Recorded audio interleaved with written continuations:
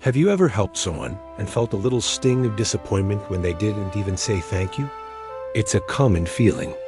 So many of us stop doing good, not because we're tired of giving, but because we're tired of not being appreciated. This expectation, this quiet hope for a nod or a word of thanks, can sometimes overshadow the very act of kindness itself. Let me tell you a story about this. There was a young man living in a bustling city. Every morning, he walked the same road to get to his office. It was a familiar routine, a part of his daily life. And on this road, near an old serene temple, an elderly beggar sat silently every single day. The young man, being a kind soul, made it a habit to drop a coin into the beggar's bowl as he passed. He never missed a day. One day passed, then another, and soon weeks turned into months. The young man continued his daily act of giving, but a small nagging thought began to grow in his mind. Something just didn't feel right. He noticed that the beggar never looked up, never smiled, and never, not once, uttered the words, "Thank you." The silence started to bother him. He began to question his own actions. Why was he even doing this if it went completely unnoticed? Finally, the feeling of being unappreciated became too much to ignore. One morning, he stopped in front of the beggar. He knelt down gently and said, with a hint of frustration in his voice, "I give you money every single day. I try to help you, but you never thank me.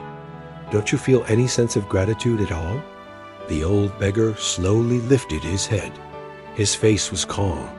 His eyes held a deep wisdom, and a gentle smile played on his lips.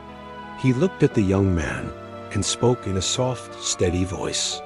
"You give for two reasons, son. One is for me. The other is for yourself."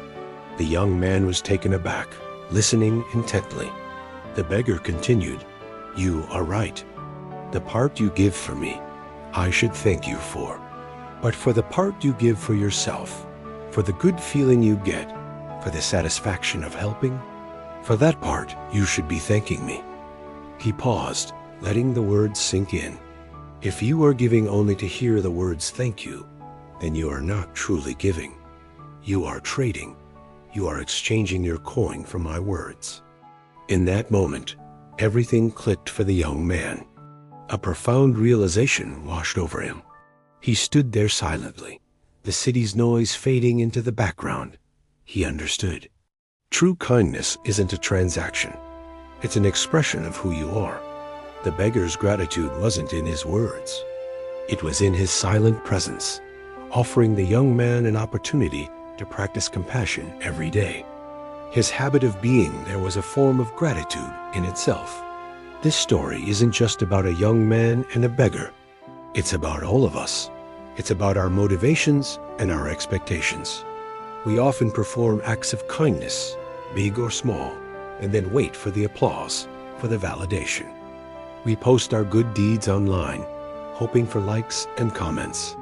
But true goodness doesn't need an audience. It doesn't need recognition.